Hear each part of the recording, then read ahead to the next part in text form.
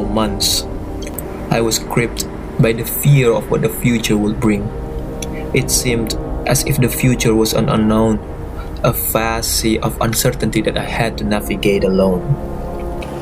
I found myself constantly worrying about how I would provide for myself and for those around me, how I would secure my future. I thought that I needed to control every aspect of my life in order to survive. If I worked hard enough, planned enough, strived enough, surely I would be rewarded with stability, comfort, and peace.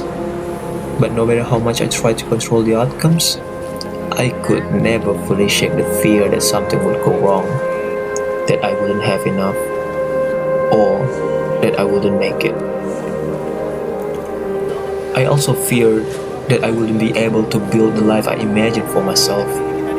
The thought of finding a partner, a wife, seemed like an overwhelming task. I had a picture in my mind of what my life should look like, of the person I should marry, of the future I should create, but still, I feared that I would never meet the right person, that I would remain alone, or worse, settle for something that wasn't meant to be. There was also the fear of life itself, the fear that I wasn't living the way I was meant to. Was I living up to my potential? Was I fulfilling the purpose that was set for me? I would often question whether the path I was on was the right one, whether the decisions I made were leading me to the life I was supposed to have.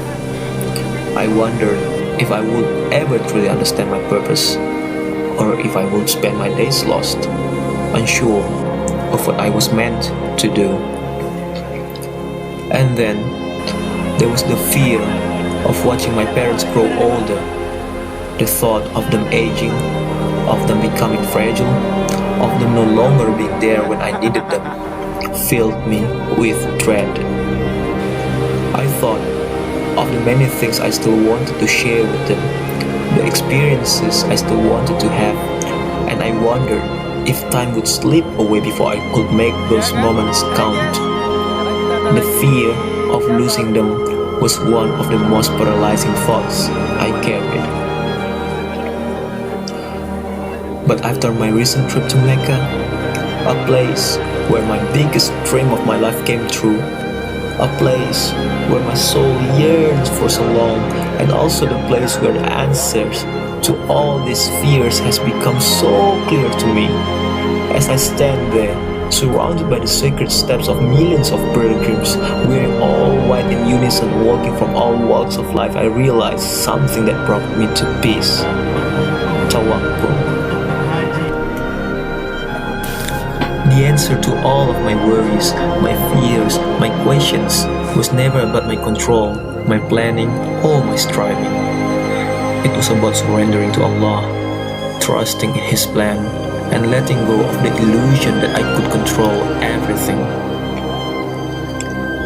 Tawakkul is a deep trust in Allah's will and wisdom. It is knowing that no matter how hard I strive, how much I plan, or how much I worry, the outcomes are ultimately in Allah's hands. For He is the provider, He is the sustainer, He is the most kind, He is the best of planners. He knows what is best for me, even when I cannot see it. Tawakkul is not about passivity. It is about taking action, doing what is required of us, but leaving the results to Him.